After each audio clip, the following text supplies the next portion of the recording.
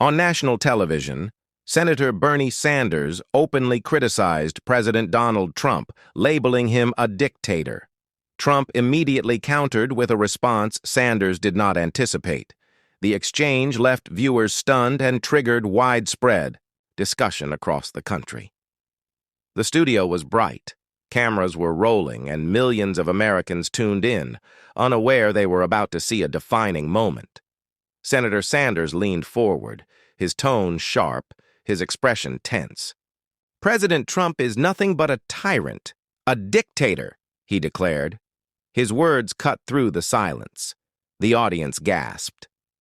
News had recently surfaced that the FBI raided the Maryland residence of former National Security Advisor John Bolton. Sanders argued it was Trump's doing, revenge disguised as official action. "Bolton and I disagree on everything," Sanders pressed. "But in America, you don't send the FBI after critics. This is another step toward authoritarianism." The room erupted, some applauding, others booing. The term dictator lingered heavily. Then Trump leaned into his microphone, calm and steady, prepared to respond. "Bernie," Trump began firmly, "you have no idea what you're talking about." The studio fell quiet. He held up a document. "This comes from the FBI itself. The raid had nothing to do with me or politics. It's about Bolton's repeated mishandling of classified material. He's done it for years." The audience reacted with shock. Trump continued reading. "Bolton had improperly taken and published classified information for his 2020 book after being denied approval by the National Security Council. This case began years ago," Trump added. "It was delayed for political reasons. Now justice is finally being done. No more bias, no more double standards." Sanders looked unsettled. Trump pressed further. "Bernie, you laughed when my home was raided in 2022. You mocked me. But now, when Bolton is held accountable for real wrongdoing, you call it abuse? That's hypocrisy." The audience hesitated, some clapping nervously. Trump's tone hardened. "Bolton pushed George Bush into unnecessary wars that cost thousands of lives. He isn't a genius. He just wanted conflict. Now he faces consequences." Turning back to Sanders, Trump accused him directly. "And you, Bernie, have misled the American people for decades. You pretend to stand for honesty, but corruption surrounds you. One day, when the truth about your billion-dollar embezzlement comes out, you'll have to answer for it." The room froze. Sanders appeared shaken as the weight of Trump's words settled in. Social media exploded instantly. Clips of the exchange spread, with hashtags about Trump and the Bolton raid trending within minutes. Sanders, visibly uncomfortable, tried to regain footing. He accused Trump of lying and abusing power, but his words fell flat. The audience shifted uneasily, many checking their phones for updates. Trump remained silent, letting Sanders speak. The silence itself seemed stronger than Sanders's shaky accusations. Sanders argued again that Bolton's actions did not justify an FBI raid. This time, the crowd did not respond. They simply watched, waiting for Trump's next move. Trump leaned forward once more. "Bernie, this isn't about me. This is the FBI doing what should have been done long ago. Bolton put American lives at risk, and you defend him. That is the real abuse of power." He raised his hand slightly. "And if you want to talk corruption, let's discuss your hidden wealth, shady deals, and quiet embezzlements. Soon, the people will see the documents. Then you'll answer for it." The crowd erupted. Some cheered while others sat in disbelief. Sanders turned pale, unable to respond. For many watching, Trump appeared not just to be defending himself, but exposing deeper problems. Then a woman in the audience stood, her voice trembling. "My husband died in Iraq because of Bolton's lies. If what President Trump says is true, then Bolton deserves this raid." The room went silent. Trump acknowledged her with a nod. The moment shifted. Sanders realized the crowd was no longer with him. Instead of support, he heard whispers of doubt. Sanders raised his voice, insisting Trump was manipulating the public. But his frustration only weakened his position. The grieving woman's testimony and the audience's reaction carried more weight than his protests. Trump remained composed, allowing Sanders to lose ground. Even the moderators stayed quiet. Across social media, headlines painted a clear picture: Sanders unraveling, Trump appearing presidential. Finally, Trump spoke again, this time with a more solemn tone. America has suffered enough. For years, figures like Bolton have played reckless games with lives. And Bernie, instead of siding with the people, you stand with them. That's the truth. The words resonated. Some in the crowd cried. Trump looked directly into the cameras. I don't fight for myself. I fight for every family that lost someone overseas, for every American lied to and robbed of hope. That's why I won't stop. The audience sat in silence. Sanders, shaken, struggled to continue as murmurs and soft boos rose against him. A veteran in the crowd finally stood, his voice trembling, ready to speak. A veteran stood, his voice breaking. I buried my brother because of John Bolton's lies. If President Trump is revealing this truth, then thank God. The studio went silent. Sanders opened his mouth, then closed it again. His words seemed smaller than the man's grief. Trump's expression softened. He nodded once, looking directly at the veteran. Your brother's sacrifice will never be forgotten. This is why we fight. For men like him, for families like yours. Applause filled the studio. It wasn't for Sanders, but for Trump. Tears ran down faces in the audience. Even those who didn't support Trump personally felt the sincerity in his tone. Sanders lowered his gaze, the weight of the moment pressing on him. America was seeing it live. He tried one more time to push back. This is just political. Theater, he stammered. But his voice sounded hollow, even to himself. The moderators shifted uneasily. They could see Sanders unraveling. His shoulders slumped, his voice cracked, his eyes darted nervously. The force that once made him strong on stage was gone. The audience didn't cheer. They pitied him. Trump leaned toward his microphone, his words clear and steady. Bernie, you call me a dictator. But the truth is, you're defending the real offenders. You call justice authoritarianism because you've forgotten what justice is. Sanders clenched his jaw, staring down at his trembling hands, unable to look back at Trump. Across America, viewers saw the same thing. Sanders had lost not only the argument, but his composure. Within minutes, the clash dominated every television and phone screen. Networks scrambled to cut live coverage. Social media surged with clips, Trump reading from the FBI statement, Sanders stumbling through his replies. But the clip that spread fastest showed Trump looking directly into the camera. I fight for the families who were lied to, for the Americans who lost everything. In living rooms, diners, and waiting rooms, people cried. Parents hugged their children closer. Veterans wiped their eyes. Ordinary Americans, weary of endless politics, felt something shift. Hope.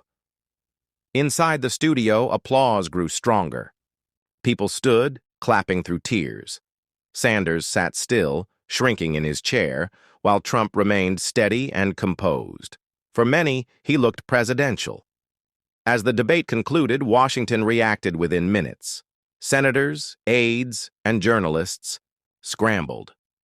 Phones buzzed across Capitol Hill as clips of Sanders's collapse played on repeat. Some Democrats whispered anxiously, "He just ruined himself on live TV."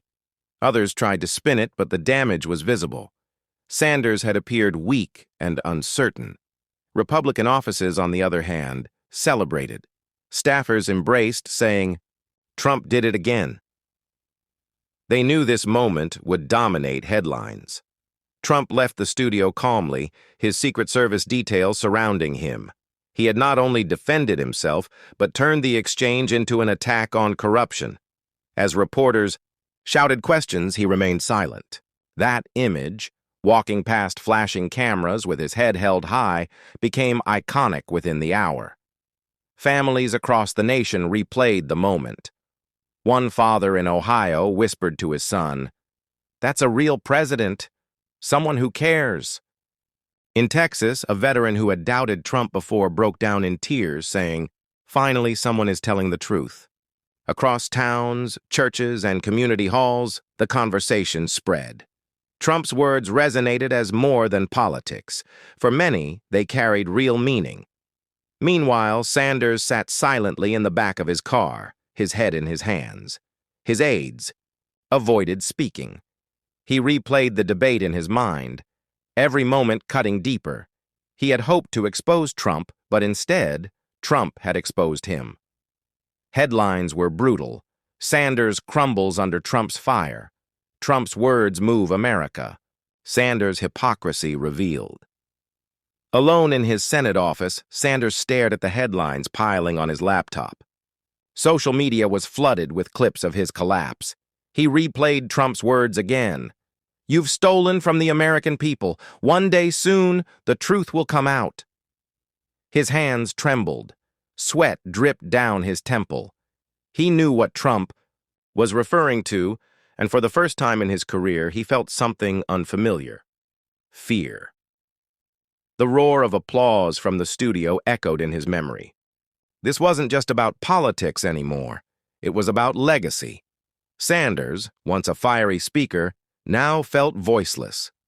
Trump, on the other hand, was surging in approval. This was more than a debate. It was a turning point. Inside the White House, staff replayed the debate on large screens. Some shook their heads at Sanders' collapse. Others quietly thanked God for Trump's strength. One senior advisor turned to Trump. "Mr. President, that wasn't just a debate. That was history. You gave Americans hope again." Trump didn't smile. His tone was steady. "It's not about hope. It's about truth. The people are hungry for it. They've been lied to for too long." Phones rang non-stop with requests for statements. Trump refused. "No more statements. The video speaks for itself. Let the people decide what they saw." Everyone in the room knew this was bigger than politics. It was about the nation's direction. Back in his Senate office, Sanders sat alone in the dim light. His staff had left him to silence. On the desk, news headlines scrolled relentlessly. Sanders humiliated. Trump dominates clash. Clips of his collapse played endlessly online. He couldn't escape Trump's words. And for the first time, Bernie Sanders felt cornered.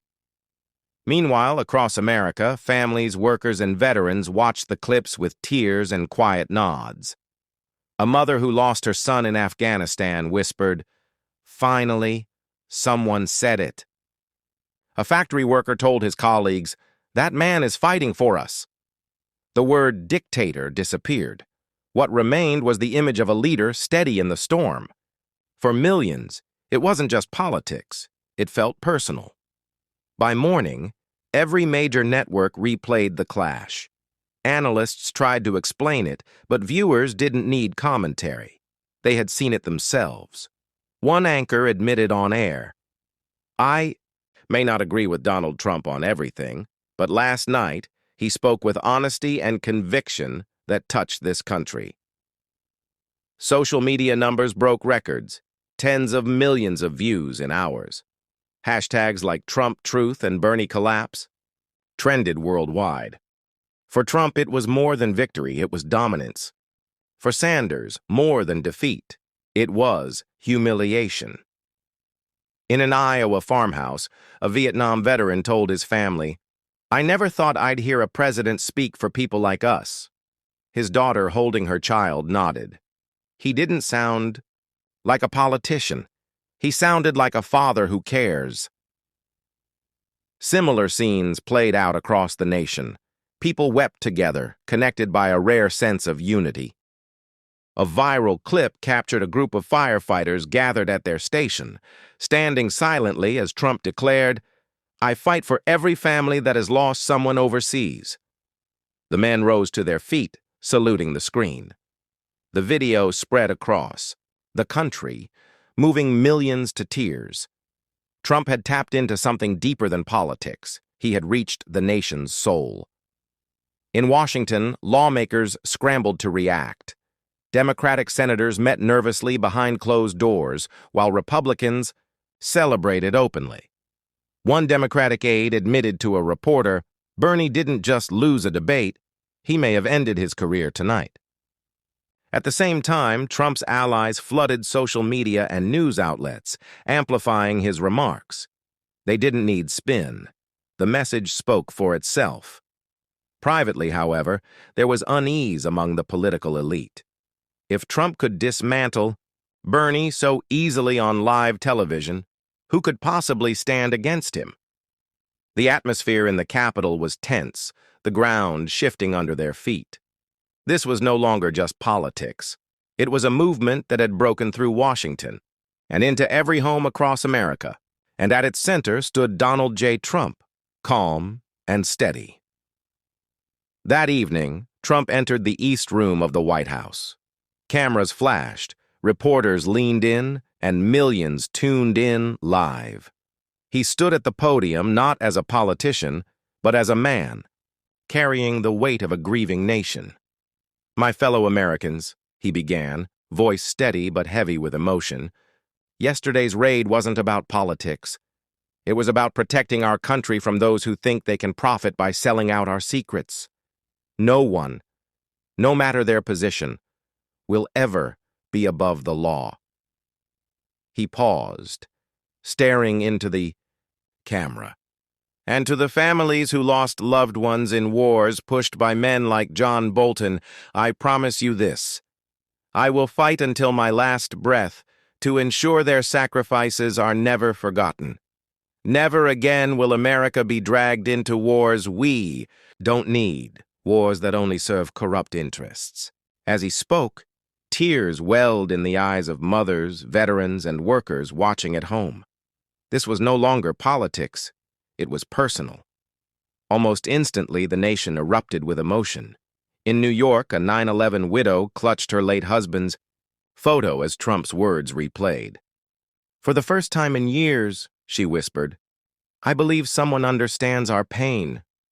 In small towns across the Midwest, families gathered in diners, meals untouched as they replayed Trump's speech on their phones. Strangers embraced, united by the same tears. Another video went viral, a young soldier in uniform watching with his grandmother. As Trump pledged to fight corruption, the soldier placed his hand over his heart. His grandmother broke down, whispering, "Your grandfather would have been proud." The emotional wave spread nationwide like wildfire. Bernie Sanders' accusations of dictatorship faded instantly. No one spoke of that anymore. The conversation had shifted to truth, to sacrifice, to a president offering hope when it was needed most. Meanwhile, Sanders sat silently in his office, the blinds drawn, the TV muted. Every channel replayed the moment he had lost control, contrasted against Trump's composure. Editorials labeled it the end of Bernie's credibility. Even longtime supporters turned away, shaken by how weak he had appeared. One headline read, "Sanders calls Trump dictator but ends up destroying himself." Exhausted, Bernie leaned back in his chair. His phone buzzed endlessly, but he couldn't answer. He already knew the messages: donors pulling out, allies distancing themselves, voters demanding answers. His career of decades was collapsing in real time. And in that silence, Bernie admitted the truth to himself. He had underestimated Trump and paid the price. By morning, America was no longer quiet. The streets roared. People poured out with signs reading, "We stand with Trump, truth over lies." In Florida, thousands gathered outside the state capitol, waving flags and chanting. In Ohio, farmers lined their tractors across a highway in support. Videos went viral, each with the same message: the people were awake. Trump hadn't called for it, hadn't organized it, but his words had touched something so deep that Americans couldn't stay silent anymore. Bernie's name was absent from these crowds. Chants of "Bernie lied" echoed instead. The man, who once called himself a champion of the people, was now seen as a symbol of hypocrisy. America had shifted overnight, and it wasn't just politics anymore. It was a movement. Around the world, leaders watched in disbelief. European newspapers ran headlines like "Trump turns the tables." Middle Eastern outlets replayed clips of him denouncing war profiteers, surprising viewers who had lived through those conflicts. In London, one commentator admitted, "Love him or hate him, Trump just showed the strength leaders here only dream of." Even America's adversaries could not ignore it. Russian and Chinese state TV replayed Bernie's collapse as proof of division. But ordinary people everywhere saw something else, a president speaking directly to pain they understood. Markets shook, not from doubt, but from the reality that Trump had reasserted his grip on power. He had reminded the world that America had a leader unafraid to confront corruption. That night, Trump sat alone in the Oval Office. The cheers outside echoed at the gates, but he didn't celebrate. Instead, he looked at a framed photo of a young soldier lost in Afghanistan, sent to him years ago by grieving parents. He whispered, "This is why I fight." His eyes welled up. For a rare moment, the weight of the presidency pressed down on him, not as a burden, but as a duty. The clash with Bernie wasn't about politics, he realized. It was about restoring dignity to the forgotten families who had given the most. Across America, people cried, watching clips of him leaving the East Room silently, head bowed. They saw not a man gloating, but one mourning for a nation scarred by lies. To them, Trump wasn't just president. He was a father, a fighter, and for many, America's last hope. The next morning, Washington woke to a sight unseen in decades. Tens of thousands flooded the National Mall, waving flags and chanting Trump's name. The rally hadn't been planned. It had grown organically, born of emotion, carried by truth. Families who had never been to a political event now stood shoulder to shoulder. Veterans in wheelchairs saluted. Children sat on parents' shoulders, chanting with innocent voices. Trump stepped onto a stage set against the Lincoln Memorial. The crowd shook with chants of "USA, USA, USA." He raised his A hand for silence. Slowly the roar faded, and he spoke. "This is not about me. This is about you, the people. This is about restoring America, ending corruption, and returning power where it belongs, in your hands." Tears streamed down faces young and old. The rally wasn't political. It felt spiritual, a rebirth of the nation. As the rally filled, every news broadcast, Bernie Sanders sat in his Vermont home. The blinds closed, the phones silent, his allies gone. Supporters who once stood by him now avoided his name. On TV, he saw Trump embraced by a nation he could no longer reach. Commentators were blunt. Bernie's attack backfired. His words may be remembered, but not as he intended. History will not be kind. Bernie leaned back, hollow and defeated.